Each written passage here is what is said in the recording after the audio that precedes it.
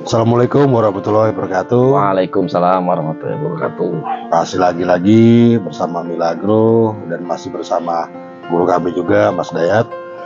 Di konten kali ini kita akan banyak membahas tentang permasalahan-permasalahan dalam fase latihan ya. Nanti kita mau tanya jawab nih sama beliau kan yang sudah sangat berpengalaman kan. Dan tentunya di konten kali ini menurut kami sangat penting karena banyak banget pemula-pemula tuh yang mungkin menghadapi masalah yang serupa, masalah yang sama, tapi bingung mau cari kemana kan solusinya atau mau tanya kemana. Nah, di konten inilah semua jawaban bakal ada. Yang pertama dari mulai itu dulu ya, mulai bahas kan ada tuh sih burung yang mencolok misalkan tuh ya, begitu diterbangin mencolok sana mencolok sini, itu dari sebabnya sama solusinya seperti apa sih Bu? Jadi kategori burung mencok itu menurut saya ada tiga faktor. Satu, karena faktor giring. Dua, faktor keturunan. Tiga, faktor belum ada tenaga. Oke, itu penyebabnya. Nah, terus solusinya sih Bu dari ketiga itu? Itu cara mengatasinya beda-beda. Terutama harus dicermatin dulu burung kita itu mencoknya faktor mana, yang cuman ngikut yang mana itu.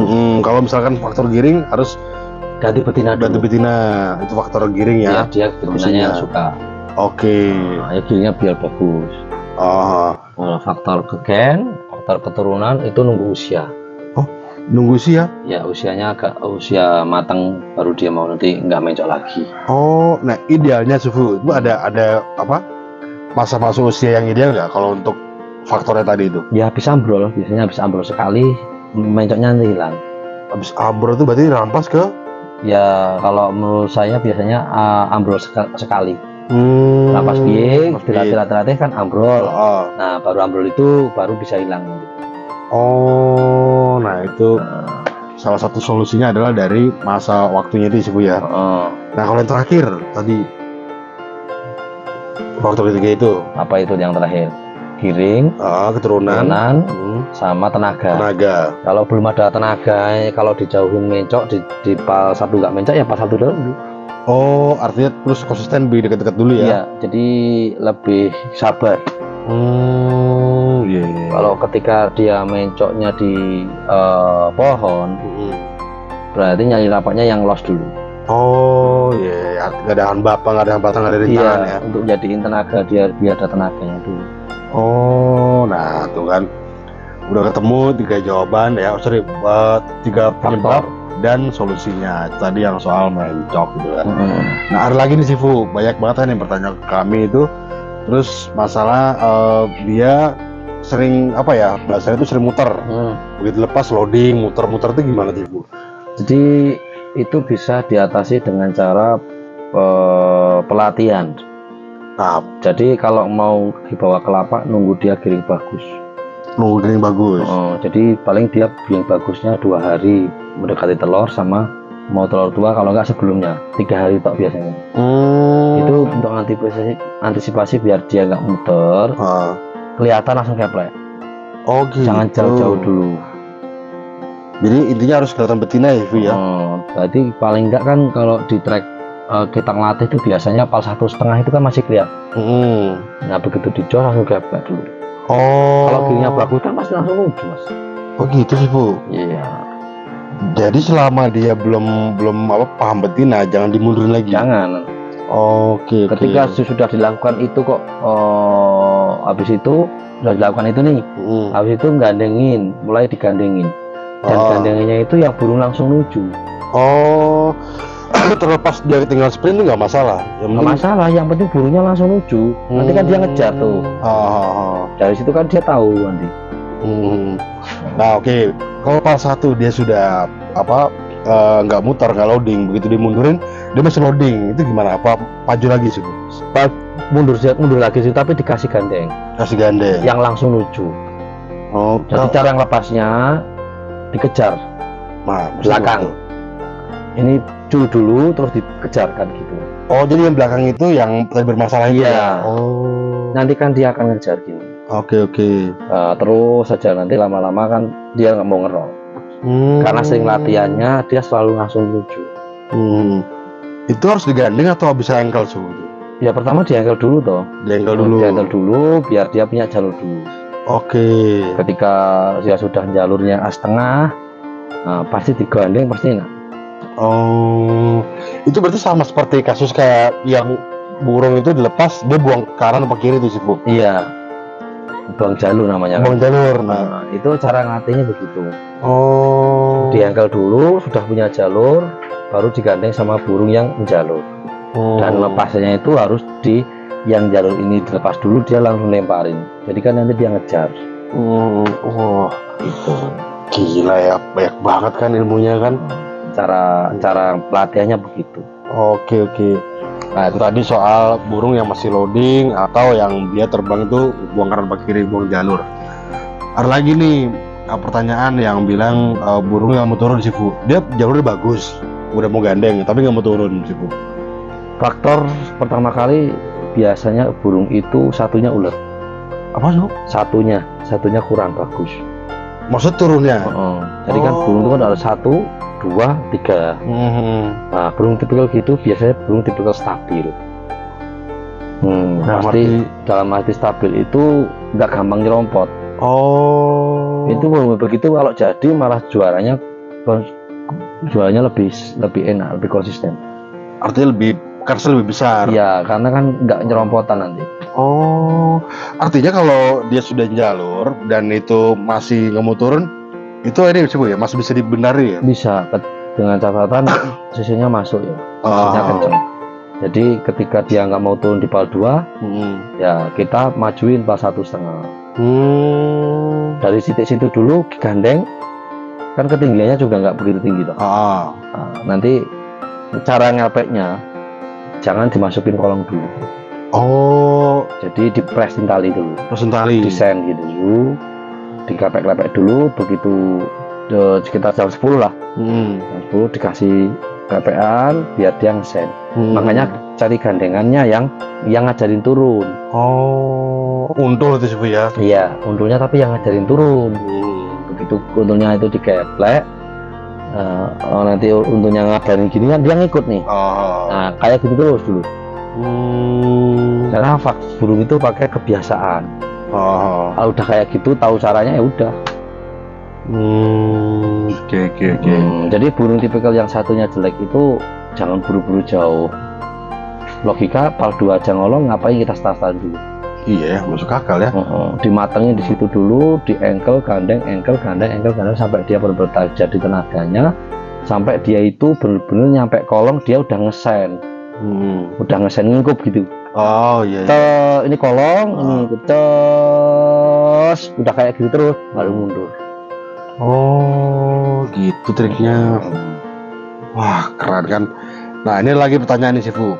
Ada merpati yang dia begitu turun tuh apa ya bahasanya itu mungkin nge-el atau ngebuang gitu sih Bu. Jadi untuk bermain kolong kita juga harus melihat kinerja di kolong itu kan syarat pokok untuk juara 1 pertama stabil ya kan, harus stabil kolong. Ketika burung dia nggak stabil kolong, yang stabil aja susah apalagi yang nggak stabil. Iya ya. Nah, jadi itulah saya bilang kenapa kita harus selektif. Ketika burung tipikalnya begini, ini kolong nih, dia pikirnya begini, ya jangan diterusin. Ganti burung. Iya, itu nanti pasti kalahnya nyerompot. Berarti simpulannya itu bisa dibilang kurang prospek ya sih Bu? Ya, itu basicnya buat domprang. Jadi nanti ketika dia masuk atas gini pun dia pasti begini Mas Gino. Oke. Ini bendera pasti begini ya. Nah kalau masuk kolong tapi dia masih ngebuang sih Bu? Dia ngedelong nggak? Nge-L gini nggak? Nge-L. Ya udah ganti, jangan dibahas. Pas dia masuk kolong. Iya. Itu bukan faktor dia giringnya kurang bagus atau nggak suka betina sih? Bukan, itu memang terahnya bukan untuk kolong. Darahnya untuk domprang bagus. Jadi kalau kita udah lihat giringnya bagus tapi masih begitu berarti nggak masuk kriteria. Iya, buat main kolong. Betul. Karena kan kuncinya stabil. Nah itu kalau menurut saya pasti nanti ketika dilombakan tuh pasti kalahnya nyerompot. Ketika burung itu tinggi, oke, dia masuk sekali, 2 kali masuk. Ketika ketemu yang lari, ya pasti ke belakang bawah gini. Oh iya. Iya benar juga ya. Nanti ujung-ujungnya kita capek saja, dapat handuk terus. Dapat handuk. Iya benar juga ya. Jadi kan tukang beca nih lama-lama kan. Iya, jadi mendingan ganti materi. Oh, karena kalau kita ranahnya persaingan, ya semua orang pasti pengen menang ya. Iya. Ya udah kelihatan nggak prospek diterusin juga percuma sih Bu ya. Iya, pokoknya pakai pedomannya begini, yang stabil kolong saja masih susah juaranya. Oh iya betul. Apalagi yang nggak stabil, dah itu logikanya. Ya benar juga ya, masuk akal kan. Iya. Ini apa bisa dibilang sih motivasi kita semua. Jadi biar kita lebih meningkatkan secara kualitas dari diri sendiri sampai ke merpatinya Mas Bro. Soalnya burung yang tipikal begini itu kalau pas latihan enak, karena gandengannya milih. Oh. Batang tinggi itu iya jatuh. Dor, latihan. Begitu daftarin, ngolong aja susah. Buat apa? Karena kita mau buat juara, Mas. Iya, setuju. Syarat juara kan minimal kalau di lomba itu terbang 8 kali. Minimal sih Bu ya. Sampai final. Itu tak boleh ngelodok. Kalau ngelodok udah gagal, mau kencengnya kayak apa. Nah ini lagi pertanyaan sih Bu. Nah kalau yang merpati yang sering jebol deh, dia masuk tapi jebol keluar dari kota itu jebol. Nah itu biasanya gimana sih Bu itu? Pertama kali kita lihat dulu dari perabotannya dulu. Oh perabotan. Kalau perabotannya itu ekornya keras. Oh. Yang nggak bisa dilengkuk-lengkuk itu. Oh nggak bisa begini tuh ya? Ditekuk-tekuk itu terlalu keras, terus badannya terlalu kaku. Berarti ini kaitannya dengan rabaan itu. Oh gitu. Terlalu pegang tuh keras, kaku, bulunya, ekornya kaku kan suspensinya ekor tuh buat ngirim, Mas. Oh iya, masuk akal ya. Ketika badannya keras, pegangannya terlalu kaku, dia kurang lentur. Jadi kalau melompat gitu badannya nggak slap gitu loh. Jadi ke belakang karena kaku. Gitu. Kalau lentur kan lincah, Mas. Kalau empuk lentur kan leblum. Jadi katanya dengan perabotannya dulu. Jadi kalau perabotannya memang dia sudah kayak gitu, berarti dia nggak bisa main tali. Artinya ada perabotan yang masuk, tapi dia masih jebol. Itu faktor satu, giring. Giringnya harus diperbaiki dulu. Oke. Cari ganti betina dulu.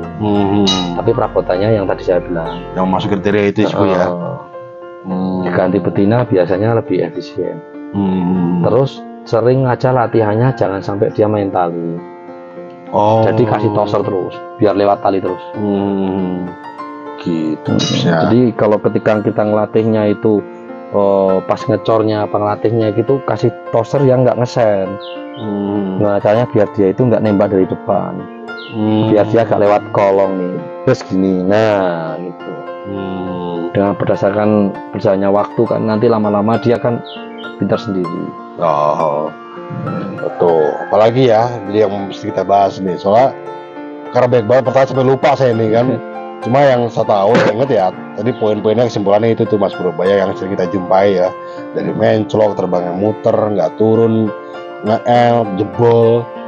Kira-kira sih ada pengalaman lain nggak yang biasanya orang yang ditanyakan itu ya kadang kapan waktunya usia untuk lomba. Ya kan kita kan rata-rata pada belum siap udah dipaksa lomba. Nah itu idealnya di usia berapa sih Bu? Jadi kalau di sistem saya nggak ngajarin ya. Itu usia dari piye kita ngelatih untuk kapan kita menandakan dia udah siap lomba apa belum. Jadi piye dulu itu ada piye 1, piye 2. Piye 2 piye 1 kan, habis itu jawat.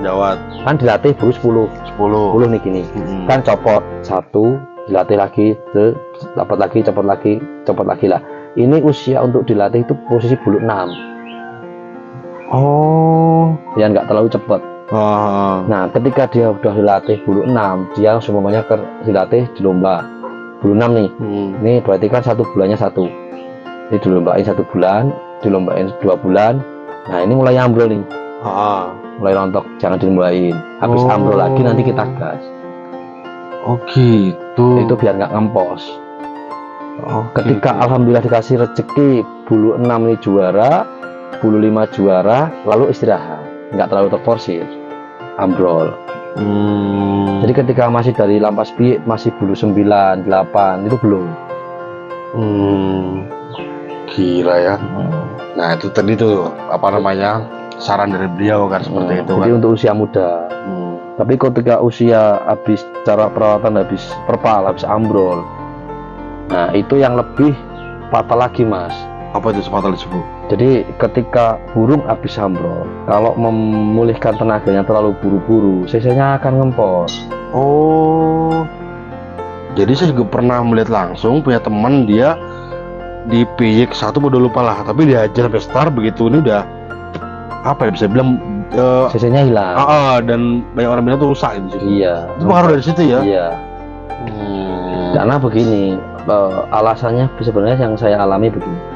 Ketika tenaga belum ada terus dijauhin, tenaganya itu habis untuk terbang mas. Turunnya nggak ada. Lalu burung itu lama-lama kebiasaan kan tenaganya habis lalu ngerem. Jadi ngerem itu karena faktor kehabisan tenaga sih, Iya. salah satunya. Iya, kalau masih tenaganya dor, deket dor. Gitu. Buat nafsu betinanya masih ada nafsu betinanya. Iya. Tapi kalau sudah nggak ada tenaganya kan habis buat terbang, mau betinanya ya saat tekani gitu loh. Kayak gitu. Iya, logikanya begitu. Bener-bener. Oh alah, jadi kenapa alasannya ngelatih burung tuh mesti butuh sabar itu sih Bu ya? Iya. Nggak bisa langsung instan ya? Makanya jangan seneng cepet-cepet setar kalau muda itu. Tuh, mantap kan? Dan sama juga sama posisi burung habis ambrol mas. Habis ambrol. Habis istirahat lama, mulai rapi itu nggak boleh langsung polstar. Oh, dari nol lagi sih Bu? Iya, dari kayak piye lagi, nyantai satu giringan ya maksimal pas 1. Biar untuk memilih tenaganya dia.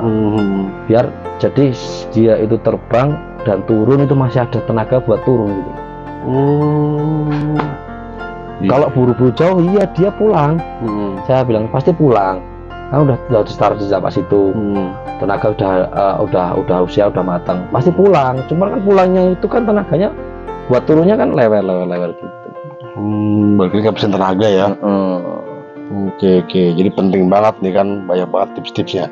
Nah pertanyaan terakhir nih sih Bu, kalau untuk apa yang baik istilah lah belum ada tenaga atau apalah, itu gimana sih Bu?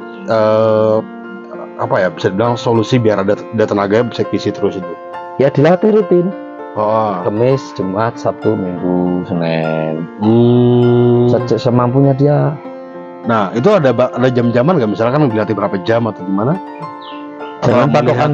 Kalau masuk dalam itu jangan patokan jam, jangan lihat aja dari patokan merpatinya. Kadang kan udah ngembes pantatnya, udah mencet itu. Gembes? Pantatnya udah mencet, kecapean, udah cukup. Oh itu ciri-ciri begitu? Iya. Kadang sayapnya udah nyender. Oh, ya itu aku sering lihat tuh sih Bu. Berarti kalau sayapnya udah nyender, itu sudah batas maksimal dia latih hari itu. Kadang ada mencok. Pas lepas mencok. Balik dilepas, balik kurungan, jatuh ke sawah, jatuh ke bawah, itu udah gak kuat. Dan itu langsung stop langsung. Udah stop aja, lanjut lagi besok lagi. Oke. Jadi kayak bahasa di lagu merpati udah ada step by step. I feel fine step by step. Gitu.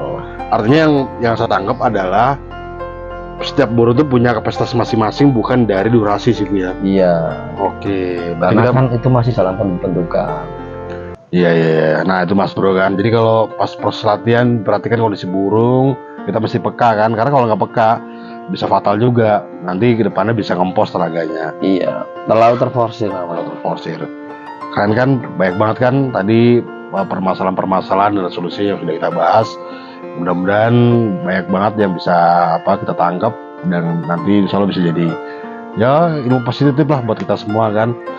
Nanti kalau misalkan ada yang sekiranya belum terjawab di konten ini, bisa berkomentar, nanti kita buat konten selanjutnya. Oke Mas Bro, cukup sekian dulu konten kali ini. Sampai ketemu lagi di konten selanjutnya, masih bersama guru kami Mas Dayat Jemon Naga. Wassalamualaikum warahmatullahi wabarakatuh. Waalaikumsalam warahmatullahi wabarakatuh.